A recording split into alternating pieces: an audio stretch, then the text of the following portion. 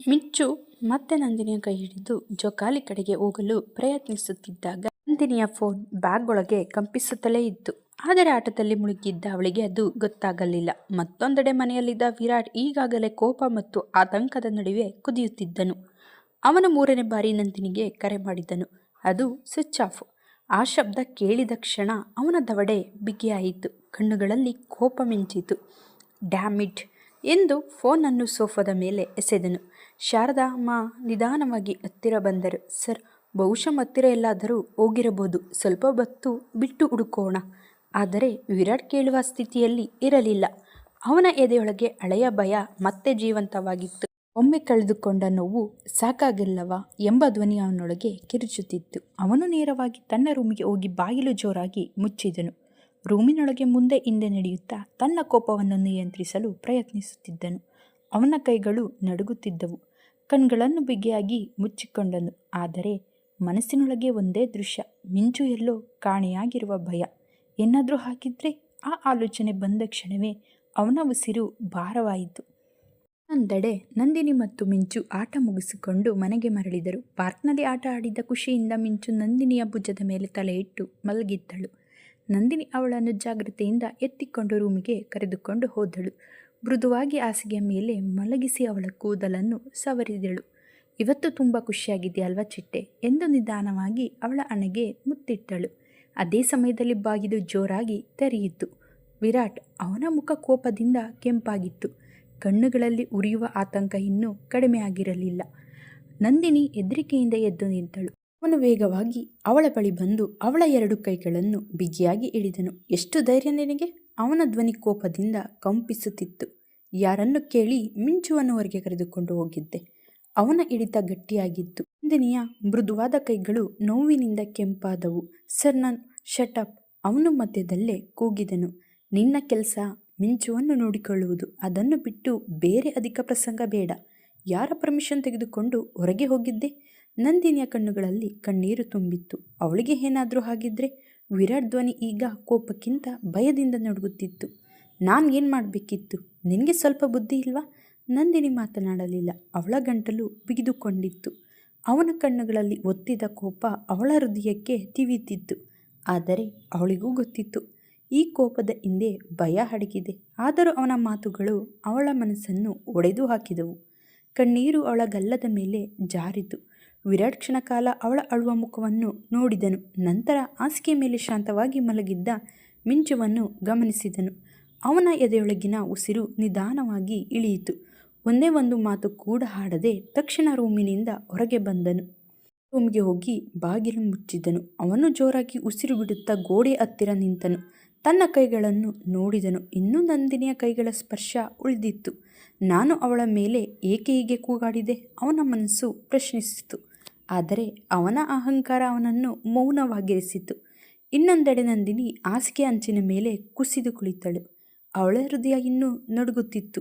ಅದೇ ಸಮಯದಲ್ಲಿ ಅವಳ ಫೋನ್ ಮೊಳಗಿತು. ಪ್ರೀತಿ. ನಂದಿನಿ ಕರೆ ಸ್ವೀಕರಿಸಿದ ತಕ್ಷಣ ಅಳುವುದನ್ನು ತಡೆಯಲಾಗಲಿಲ್ಲ. ಹಲೋ ನಂದು, ಹೇಗಿದೆಯಾ? ಕೆಲಸ ಅಡ್ಜಸ್ಟ್ ಆಯ್ತಾ ಎಂದು ಕೇಳಿದಳು. ನಂದು, ಏನಾಯಿತು? ಯಾಕೆ ಮಾತಾಡ್ತಿಲ್ಲ? ಏನಾಯಿತು?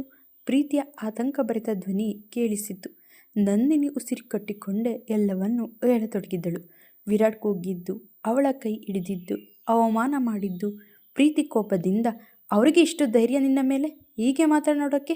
ಆ ಕೆಲಸ ಬಿಟ್ಟು ಬಾ ನಂದು. ನಿನಗೆ ಕೆಲಸದ ಕೊರತೆ ಇಲ್ಲ. ನಾನು ಎಲ್ಲಿಯಾದರೂ ಕೊಡಿಸುತ್ತೇನೆ. ಆ ಮಾತುಗಳು ನಂದಿನಿಯ ಮನಸ್ಸಿನಲ್ಲಿ ಪ್ರತಿಧ್ವನಿಸುತ್ತಿದ್ದವು. ಹೌದು, ನಾನು ಇಲ್ಲಿ ಏಕೆ ಇರಬೇಕು? ಅವಳ ಕಣ್ಣೀರು ಒರೆಸಿಕೊಂಡಳು. ತಕ್ಷಣ ಎದ್ದು ತನ್ನ ಬ್ಯಾಗ್ ತೆಗೆದುಕೊಂಡು ಬಟ್ಟೆಗಳನ್ನು ತುಂಬತೊಡಗಿದಳು. ಆ ಸಮಯದಲ್ಲಿ ಶಾರದಾ ರೂಮಿಗೆ ಬಂದರು. ನೀ ಏನು ಮಾಡ್ತಿದ್ದೀಯಮ್ಮ? ಬ್ಯಾಗ್ ಪ್ಯಾಕ್ ಮಾಡಿರೋದನ್ನು ನೋಡಿ ಅವರ ಮುಖ ಬೆಚ್ಚಿಬಿತ್ತು. ನಾನು ಹೋಗ್ತೀನಿ ಆಂಟಿ, ನಂದಿನಿ ಅಳುವ ಧ್ವನಿಯಲ್ಲಿ ಹೇಳಿದಳು. ಇಲ್ಲಿ ಇನ್ನೂ ಇರಲು ಆಗಲ್ಲ. ಅಯ್ಯೋ ದೇವ್ರೆ! ಶಾರದಾ ಅವರು ತಕ್ಷಣ ವಿರಾಟ್ ರೂಮಿನತ್ತ ಓಡಿದರು. ಸರ್ ಸರ್ ಎಂದು ಬಾಗಿಲು ತಟ್ಟಿದರು. ನಂದಿನಿ ಬಟ್ಟೆ ಪ್ಯಾಕ್ ಮಾಡ್ತಿದ್ದಾರೆ. ಕೆಲಸ ಬಿಟ್ಟು ಹೋಗ್ತೀನಿ ಅಂತ ಹೇಳ್ತಿದ್ದಾಳೆ. ಆ ಮಾತು ಕೇಳಿದ ಕ್ಷಣ ವಿರಾಟ್ ಮುಖ ಕಠಿಣವಾಯಿತು. ತನ್ನ ವಾರ್ಡ್ರೋಬ್ ತೆಗೆದವನೇ ಅದರಲ್ಲಿ ಇದ್ದ ಎನ್ವಲಪ್ ತೆಗೆದುಕೊಂಡು ತಕ್ಷಣ ಬಾಗಿಲು ತೆಗೆದು ನಂದಿನಿಯ ರೂಮಿನತ್ತ ನಡೆದುಕೊಂಡು ಹೋದನು. ಬಾಗಿಲಿನ ಬಳಿ ನಿಂತು ಅವಳು ಬ್ಯಾಗ್ ಪ್ಯಾಕ್ ಮಾಡುತ್ತಿರುವುದನ್ನು ನೋಡಿದನು. ಅವಳ ಕಣ್ಣುಗಳಲ್ಲಿ ತುಂಬಿದ್ದರೆ ಇವನ ಕಣ್ಣುಗಳಲ್ಲಿ ಮತ್ತೆ ಕೋಪ ಒತ್ತಿತ್ತು. ಎಷ್ಟು ಧೈರ್ಯ ನಿನಗೆ? ಅವನ ಧ್ವನಿ ಗಟ್ಟಿಯಾಗಿ ಕೇಳಿಸಿತು. ನನ್ನ ಪರ್ಮಿಷನ್ ಇಲ್ಲದೆ ಕೆಲಸ ಬಿಟ್ಟು ಹೋಗ್ತೀಯಾ? ನಂದಿನಿ ತಕ್ಷಣ ತಿರುಗಿ ನೋಡಿದಳು. ಅವಳ ಕಣ್ಣುಗಳು ಅಳುತ್ತಿದ್ದರಿಂದ ಕೆಂಪಾಗಿದ್ದವು. ನಾನು ಇಲ್ಲಿ ಇರಲ್ಲ, ಅವಳು ನಡುಗುವ ಧ್ವನಿಯಲ್ಲಿ ಹೇಳಿದಳು. ನಿಮ್ಮ ಬಳಿ ಕೆಲಸ ಮಾಡೋದು ನನಗೆ ಬೇಡ. ವಿರಾಟ್ ನಿಧಾನವಾಗಿ ಅವಳ ಹತ್ತಿರ ಬಂದನು. ನೀನು ಕೆಲಸಕ್ಕೆ ಸೇರುವ ಮುಂಚೆ ಅಗ್ರಿಮೆಂಟ್ ಸೈನ್ ಮಾಡಿದ್ದೀಯಾ? ಅವನು ತೀಕ್ಷ್ಣವಾಗಿ ಕೇಳಿದನು. ನಂದಿನಿ ಹಿಂದೆ ಹೋಗುತ್ತಾ ಗೋಡೆಗೆ ಹೊರಗಿ ನಿಂತಳು. ವಿರಾಟ್ ಮುಂದೆ ಮುಂದೆ ಬರುತ್ತಾ ಅವಳ ಹತ್ತಿರ ಬರುತ್ತಿದ್ದನು. ಅವನು ಹತ್ತಿರ ಬರುತ್ತಿದ್ದಂತೆ ಅವಳು ಕಣ್ಣು ಮುಚ್ಚಿಕೊಂಡು ಜೋರಾಗಿ ಉಸಿರಾಡುತ್ತಿದ್ದಳು. ಹೃದಯವು ಕೇಳಿಸಬಹುದಾದಷ್ಟು ವೇಗವಾಗಿ ಬಡಿದುಕೊಳ್ಳುತ್ತಿತ್ತು. ವಿರಾಟ್ ತನ್ನ ಹೆಜ್ಜೆ ನಿಲ್ಲಿಸಿದನು. ಮುಖದಲ್ಲಿ ಇನ್ನೂ ಕೋಪವಿದೆ. ಆದರೆ ಅವರ ಮುಂದಿನ ದಾಳಿ ದೈಹಿಕ ದಾಳಿಯಲ್ಲ, ಮಾನಸಿಕ ದಾಳಿಯಾಗಿತ್ತು. ಆತ ತನ್ನ ಕೈಯಲ್ಲಿದ್ದ ಕಾಗದವನ್ನು ನಂದಿನಿಯ ಮುಖದ ಮುಂದೆ ಹಿಡಿದು ಕಣ್ಣು ತೆರೆದು ನಿಧಾನವಾಗಿ ಓದು. ಅದೇ ಗಂಭೀರ ಧ್ವನಿಯಿಂದ ಹೇಳಿದನು. ಇದನ್ನು ನೀನು ಓದುವುದು ತುಂಬ ಮುಖ್ಯ, ಆದ್ದರಿಂದ ಕಣ್ಣುಗಳನ್ನು ತೆರೆಯುವುದು ಉತ್ತಮ. ಆ ಧ್ವನಿಯಲ್ಲಿ ಈಗ ಕೋಪವಿಲ್ಲ, ಆದೇಶವಷ್ಟೇ ಇದೆ. ನಿಧಾನವಾಗಿ ಕಣ್ಣು ತೆರೆದಳು. ಆಕೆಯ ಮುಂದೆ ಬಂದು ಬಿಳಿ ಕಾಗದವಿತ್ತು. ಆಕೆಯ ಹೆಸರಿನ ಸ್ಥಳದಲ್ಲಿ ದಪ್ಪ ಅಕ್ಷರಗಳಲ್ಲಿ ಬರೆಯಲಾದ ಉದ್ಯೋಗದ ಒಪ್ಪಂದ, ನಿಯಮಗಳು ಮತ್ತು ಷರತ್ತುಗಳನ್ನು ಮೇಲಾಧಿಕಾರಿಯ ಅನುಮತಿಯಿಲ್ಲದೆ 1 ವರ್ಷದ ಉದ್ಯೋಗ ಪೂರ್ಣಗೊಳ್ಳುವ ಮೊದಲು ರಾಜೀನಾಮೆ ನೀಡಬಾರದನ್ನು ಕೂಡ ಉಲ್ಲಂಘಿಸಿದ್ದಾರೆ. ಅವಳು 1 ವರ್ಷದ ವೇತನದಲ್ಲಿ ಸುಮಾರು 10 ಲಕ್ಷಕ್ಕೆ ಸಮನಾದ ದಂಡವನ್ನು ಪಾವತಿಸಬೇಕಾಗುತ್ತದೆ. ಅವಳ ದೊಡ್ಡ ಕಣ್ಣುಗಳು ಅಗಲವಾದವು ಮತ್ತು ಕರೆಂಟ್ ಹೊಡೆದವರ ಥರ ನಿಂತು ಬಿಟ್ಟಳು. ನೀನು ಕೆಲಸಕ್ಕೆ ಸೇರುವ ಮುಂಚೆ ಈ ಒಪ್ಪಂದಕ್ಕೆ ಸಹಿ ಹಾಕಿದ್ದೀಯಾ? ನಾನು ನಿನಗೆ ಅನುಮತಿ ನೀಡುವವರೆಗೂ ನೀನು ಈ ಕೆಲಸವನ್ನು ಬಿಡಬಾರದು ಎಂದು ಸ್ಪಷ್ಟವಾಗಿ ಹೇಳುತ್ತದೆ.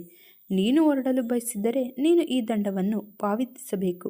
ವಿರಾಟ್ 10 ಲಕ್ಷ ಸಿಂಗಲ್ ಶಾಟ್ಗಳನ್ನು ಹೇಳುತ್ತಾನೆ. ನಂದಿನಿ ಆಘಾತದಿಂದ ಅವನನ್ನೇ ನೋಡುತ್ತಾ ನಿಲ್ಲುತ್ತಾಳೆ. ವಿರಾಟ್ ತನ್ನನ್ನು ಹೀಗೆ ಲಾಕ್ ಮಾಡುತ್ತಾನೆ ಎಂದು ಅವಳು ನಿರೀಕ್ಷಿಸಿರಲಿಲ್ಲ. ವಿರಾಟ್ ಒಂದು ಕ್ಷಣ ನಿಲ್ಲಿಸಿ ಅವಳ ಕಣ್ಣಲ್ಲಿ ಕಣ್ಣಿಟ್ಟು ನೋಡಿ, ನಿಜವಾಗ್ಲೂ ನೀನು ಹೋಗಬೇಕಾದರೆ ಫೈನ್ ಕಟ್ಟಿಕೊಂಡು ಹೋಗು ಎಂದು ಕಾಗದವನ್ನು ಹಾಸಿಗೆ ಮೇಲೆ ಎಸೆದು 1 ಸೆಕೆಂಡ್ ಕೂಡ ಕಾಯದೆ ಕೋಣೆಯಿಂದ ಹೊರ ನಡೆದನು. ಶಾರದಾ ಅವರ ರೂಮಿನಿಂದ ಹೊರ ಬಂದಾಗ, ಟೆನ್ಷನ್ ಆಗಬೇಡಿ ಶಾರದಮ್ಮ, ಅವರು ಎಲ್ಲಿಗೂ ಹೋಗಲ್ಲ ಎಂದು ಆತ್ಮವಿಶ್ವಾಸದಿಂದ ಹೇಳಿದ ವಿರಾಟ್ ಕಡೆ ನೋಡುತ್ತಾ ನಿಲ್ಲುವರು. ಮತ್ತೊಂದೆಡೆ ನಂದಿನಿ ಬೆಡ್ ಮೇಲೆ ಕುಸಿದಳು. ದೇಹ ನಡುಗುತ್ತಿತ್ತು. ಅವಳ ಮುಖದಲ್ಲಿ ಕೋಪವು ಕಣ್ಣೀರ ರೂಪದಲ್ಲಿ ಸುರಿಯುತ್ತಿತ್ತು. ಹಲ್ಲು ಕಚ್ಚಿಕೊಂಡು, ಈ ಮನುಷ್ಯ ಎಷ್ಟು ಕ್ರೂರಿ! ಇವನು ನಿಜವಾಗಿಯೂ ಮನುಷ್ಯನಲ್ಲ. ಇಂಥವರನ್ನು ಕಲ್ಲು ಹೊಡೆದು ಜೈಲಿಗೆ ಹಾಕಿಸಬೇಕು. ಪ್ರೀತಿ ಹೇಳಿದ್ದು ಸರಿ, ಇವನು ಮನುಷ್ಯನಲ್ಲ. ವಿರಾಟ್ಗೆ ಹೊಡೆಯುವಷ್ಟು ಕೋಪ. ಆದರೆ ಅವಳು ಏನು ಮಾಡಲಾಗದ ಅಸಹಾಯಕಿ. 2 ಕೈಗಳಿಂದ ತಲೆ ಹಿಡಿದು ಅಳುತ್ತಿದ್ದಳು. ಸ್ವಲ್ಪ ಸಮಯದ ನಂತರ ಶಾರದಾ ಅವರು ಒಳಗೆ ಬಂದರು. ನಂದಿನಿ ತನ್ನ ಬಟ್ಟೆಗಳನ್ನು ವಾರ್ಡ್ರೋಬಿನಲ್ಲಿ ಜೋಡಿಸುತ್ತಿದ್ದಳು. ಕಣ್ಣುಗಳು ಕೆಂಪಾಗಿವೆ. ಅವಳ ಮುಖವು ಬಿಳಿಚಿಕೊಂಡಿತ್ತು ಮತ್ತು ಅವಳು ಅಳುವುದು ಸ್ಪಷ್ಟವಾಗಿತ್ತು. ಅದಮ್ಮ, ಬಂದವರೇ, ಏನಾಯ್ತು? ವಿರಾಟ್ ಸರ್ ಏನಾದರೂ ಹೇಳಿದ್ರಾ ಎಂದು ಕೇಳಿದರು. ನಂದಿನಿ ನಿಧಾನವಾಗಿ ಹಿಂತಿರುಗಿ ನೋಡಿದಳು ಮತ್ತು ಶಾರದಮ್ಮ ಅವರನ್ನು ಕಂಡಾಗ ತನ್ನನ್ನು ತಾನು ನಿಯಂತ್ರಿಸಲು ಸಾಧ್ಯವಾಗಲಿಲ್ಲ. ಆಕೆಯನ್ನು ಒಪ್ಪಿಕೊಂಡು ಪುಟ್ಟ ಮಗುವಂತೆ ಅಳಲು ಶುರು ಮಾಡಿದಳು. ನಾನು ಯಾವುದೇ ತಪ್ಪು ಮಾಡಿಲ್ಲ ಆಂಟಿ. ನಾನು ಆ ಮಗುವಿಗೆ ಸ್ವಲ್ಪ ಪ್ರೀತಿಯನ್ನು ನೀಡಲು ಬಯಸಿದೆ. ಶಾರದಾ ಅವರು ಅವಳ ಬೆನ್ನನ್ನು ತಟ್ಟಿ ಸಮಾಧಾನ ಮಾಡಿಕೊ ಎಂದು ಅವಳನ್ನು ಒಪ್ಪಿಕೊಂಡು ಸಮಾಧಾನ ಮಾಡುತ್ತಿದ್ದರು. ಮತ್ತೊಂದೆಡೆ ವಿರಾಟ್ ತನ್ನ ಕೋಣೆಯಲ್ಲಿ ಒಬ್ಬನೇ ಕುಳಿತು ಮಿಂಚು ತನ್ನ ಕೈಯಲ್ಲಿ ಬೀಳಿಸಿ ಹೋಗಿದ್ದ ಆಟಿಕೆಯನ್ನು ಹಿಡಿದುಕೊಂಡು ನೋಡುತ್ತಿದ್ದ. ಕೋಪ ಬಂದರೆ ತಕ್ಷಣ ಕೆಲಸದಿಂದ ತೆಗೆದು ಹಾಕುತ್ತಿದ್ದ. ಆದರೆ ಬಹಳ ದಿನಗಳ ನಂತರ ನಂದಿನಿಯ ಜೊತೆ ಇದ್ದರೆ ಮಾತ್ರ ನಗುತ್ತಾಳೆ ಎಂದು ಅವನು ಗಮನಿಸಿದನು.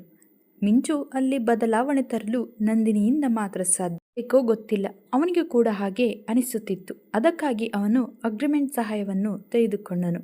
ನಂದಿನಿಯನ್ನು ತಡೆಯುವ ಏಕೈಕ ವಿಷಯವೆಂದರೆ ಕಾನೂನು ಮತ್ತು ಅವನು ಅದನ್ನು ಬಳಸಿದನು. ಮತ್ತೆ ಹೋಗಬೇಕೆಂಬ ಯೋಚಿಸದೆ ಅವಳನ್ನು ಸಂಪೂರ್ಣವಾಗಿ ಲಾಕ್ ಮಾಡಿದನು. ನಂದಿನಿ ಇನ್ನು ಕುಳಿತು ಅಳುತ್ತಿದ್ದಳು. ಶಾರದಾ ಅವರು ಪಕ್ಕದಲ್ಲಿ ಕುಳಿತು ಸಮಾಧಾನ ಮಾಡುತ್ತಿದ್ದರು. ನಂದಿನಿ ಕ್ರಮೇಣ ಅಳುವುದನ್ನು ನಿಲ್ಲಿಸಿದರು. ಕಣ್ಣೀರು ಅವಳ ಎಲ್ಲ ಶಕ್ತಿಯನ್ನು ಹೊರಹಾಕಿದ್ದು ಉಸಿರನ್ನು ಆಳವಾಗಿ ತೆಗೆದುಕೊಂಡಳು. ಅವಳ ಮುಖ ಪೂರ್ತಿ ಬಿಳಿಚಿ ಹೋಗಿತ್ತು. ಕಣ್ಣು ಮತ್ತು ಮೂಗು ಕೆಂಪಾಗಿದ್ದವು. ತುಟಿಗಳು ನಡುಗುತ್ತಿವೆ. ಒಂದೇ ಒಂದು ವಿಷಯ ಪದೇ ಅವಳ ಮನಸ್ಸಿಗೆ ಬರುತ್ತಿದೆ. ನಾನು ಈ ಒಪ್ಪಂದಕ್ಕೆ ಸಹಿ ಹಾಕಿದ್ದೇನೆ, ಹಾಗಾಗಿ ನಾನು ಎಲ್ಲಿಯೂ ಹೋಗುವಂತಿಲ್ಲ. ಆದರೆ ಈಗ ನಾನು ಮಿಂಚುಳನ್ನು ತನ್ನದೇ ಆದ ರೀತಿಯಲ್ಲಿ ನೋಡಿಕೊಳ್ಳುತ್ತೇನೆ. ದೃಷ್ಟವತ ಚಿಕ್ಕ ಹುಡುಗಿ ತನ್ನ ಕಟ್ಟುನಿಟ್ಟಾದ ನಿಯಮಗಳನ್ನು ಮತ್ತು ನಿರ್ಬಂಧಗಳ ನಡುವೆ ಇದ್ದಾಳೆ. ಚಿಕ್ಕ ಹುಡುಗಿಯನ್ನು ಯಾರು ಹಾಗೆ ನಡೆಸಿಕೊಳ್ಳುತ್ತಾರೆ?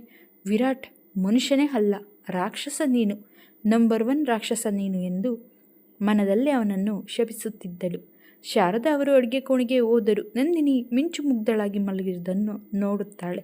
ನಂದಿನಿಯ ತುಟಿಯಲ್ಲಿ ಸಣ್ಣ ನಗು ಮೂಡಿತು. ಮೌನವಾಗಿ ಅವಳ ತಲೆಯ ಬಳಿ ಕುಳಿತು ಅವಳ ಕೂದಲನ್ನು ನವೇರಿಸುತ್ತಾ ನಿಂತಳು.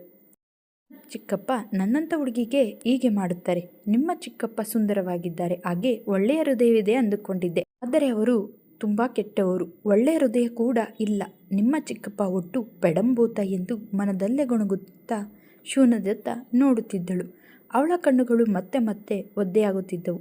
ತಟ್ಟನೆ ತನ್ನ ಕೆನ್ನೆಗೆ ಏನು ತಾಗಿದಂತಾಗಿ ನಂದಿನಿಗೆ ಮಿಂಚುವಿನ ಪುಟ್ಟ ಕೈಗಳು ಚಲಿಸುತ್ತಿದೆ. ಅವಳು ಆಶ್ಚರ್ಯದಿಂದ ಕೆಳಗೆ ನೋಡಿದಳು. ಮಿಂಚು ಎಚ್ಚರಗೊಂಡಿದ್ದಳು. ನಂದಿನಿ ಏನು ಮಾತನಾಡದೆ ಅವಳನ್ನೇ ನೋಡುತ್ತಿದ್ದಳು. ಮಿಂಚು ತನ್ನ ಚಿಕ್ಕ ಕೈಗಳಿಂದ ಅವಳ ಕಣ್ಣೀರನ್ನು ಒರೆಸಿದಳು. ನಂದಿನಿ ಹೃದಯದಲ್ಲಿ ಉತ್ಸಾಹ ತುಂಬಿತು. ಅವಳ ಕಣ್ಣುಗಳು ಕೂಡ ತುಂಬಿತು. ಮಿಂಚು ಎದ್ದು ಅವಳನ್ನು ಪ್ರೀತಿಯಿಂದ ಮುಟ್ಟಿದಳು. ನಂದಿನಿ ಕೂಡ ಮಿಂಚುವನ್ನು ಪ್ರೀತಿಯಿಂದ ಅಪ್ಪಿಕೊಳ್ಳುತ್ತಾಳೆ. ಸ್ವಲ್ಪ ಸಮಯದ ನಂತರ ತನ್ನನ್ನು ತಾನು ದೃಢವಾಗಿ ತೆಗೆದುಕೊಂಡಳು. ನಂದಿನಿ ಮುಗುಳ್ನಗುತ್ತಾ ಮಿಂಚು ಕೆನ್ನೆಗೆ ಮುತ್ತಿಡುತ್ತಾ, ನೀನು ನನ್ನ ಮನಸ್ಥಿತಿಯನ್ನು ಸರಿ ಮಾಡಿದ ಚಿಟ್ಟೆ. ಆದ್ದರಿಂದ ನಾನು ಇಂದು ನಿನಗಾಗಿ ಟೇಸ್ಟಿ ಕುಕ್ಕಿಗಳನ್ನು ತಯಾರಿಸುತ್ತೇನೆ ಎಂದು ಅವಳು ಇಷ್ಟಪಡುವ ಕುಕ್ಕಿಗಳನ್ನು ತಯಾರಿಸಲು ಅಡುಗೆ ಮನೆಗೆ ಹೋಗುತ್ತಾಳೆ. ಕತೆ ಇಷ್ಟವಾಗಿದ್ದಲ್ಲಿ ನಮ್ಮ ಚಾನಲ್ಗೆ ಲೈಕ್ ಮಾಡಿ, ಸಬ್ಸ್ಕ್ರೈಬ್ ಮಾಡಿ. ಧನ್ಯವಾದಗಳು.